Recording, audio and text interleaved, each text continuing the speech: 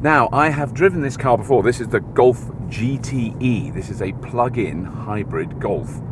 And I've driven it before, but I really wanted to have another go in it because I think this is going to be quite an iconic vehicle, because it's an electric car at the moment. This is a pure electric car. I've got fairly low range because I've been driving it around this morning quite a bit already. It's got 13 miles still of pure electric driving.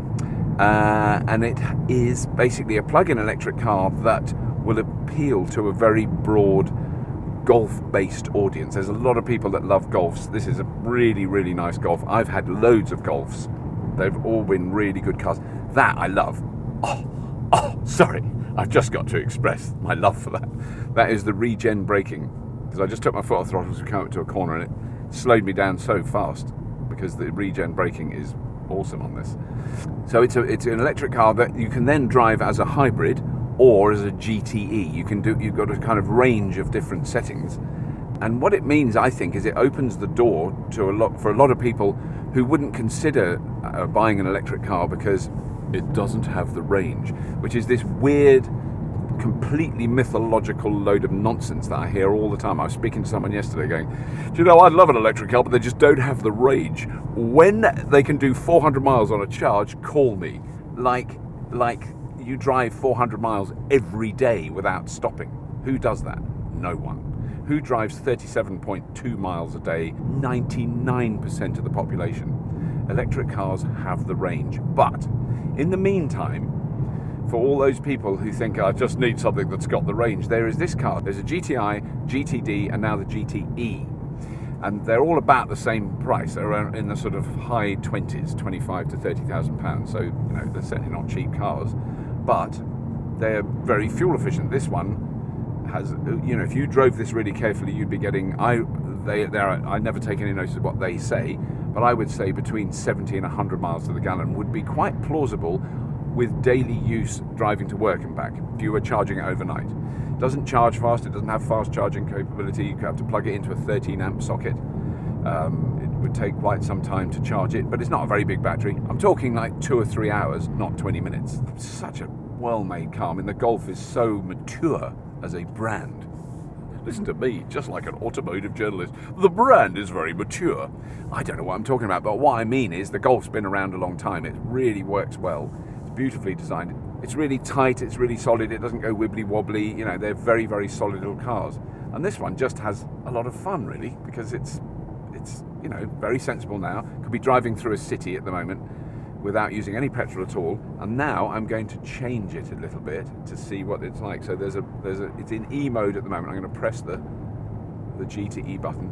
Nothing happens immediately. There's no sudden explosion. It's still regenerating braking, but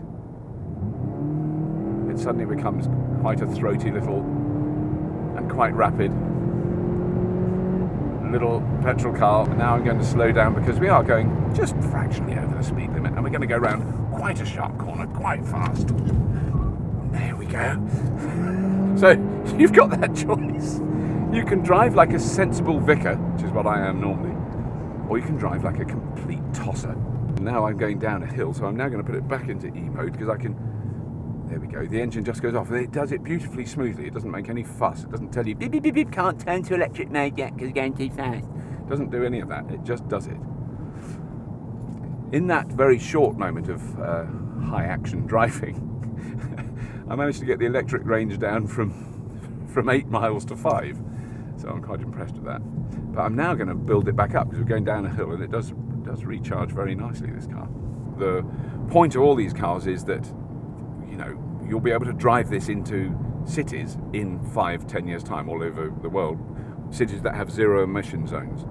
So you'll have to turn your engine off, and you'll just use the batteries to get you in and out of the centre of a town in the zero emission zone, which I think is an extraordinarily good idea, particularly this year when there have been endless reports about the high levels of toxic carcinogenic particulates in the atmosphere in London. London is chokingly, disgustingly poisonous for human beings to breathe in. It's fine for cars, they don't mind.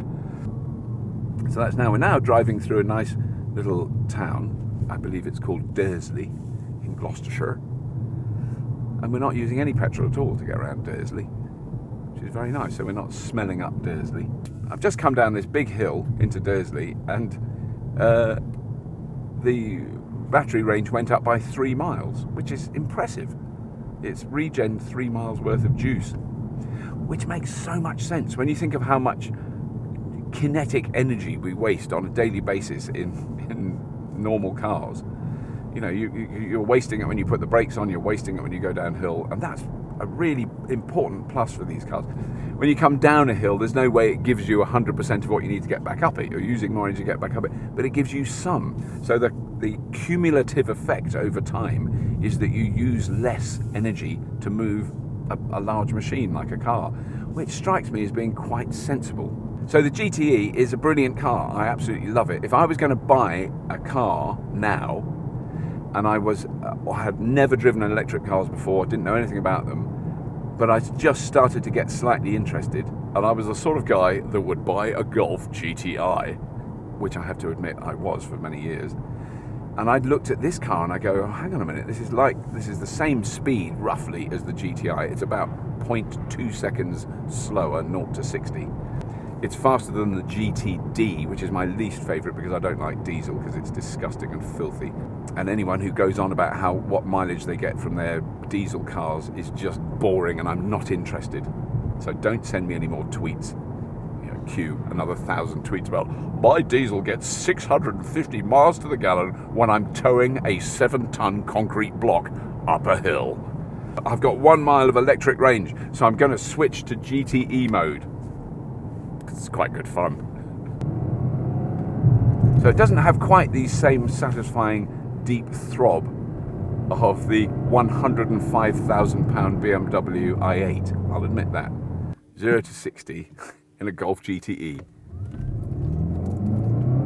Now this is giving everything. This is giving all the... Oh, I'm impressed because I've got to go around a corner. Yeah, I don't know what it is in terms of time, but it's not instantaneous, but it's giving you it's not kind of punching you right from the very, very start, but once it gets over about 10 miles an hour, then you really feel it, then it really starts to pull. So that is using all the petrol engine and all the electric motor all at once.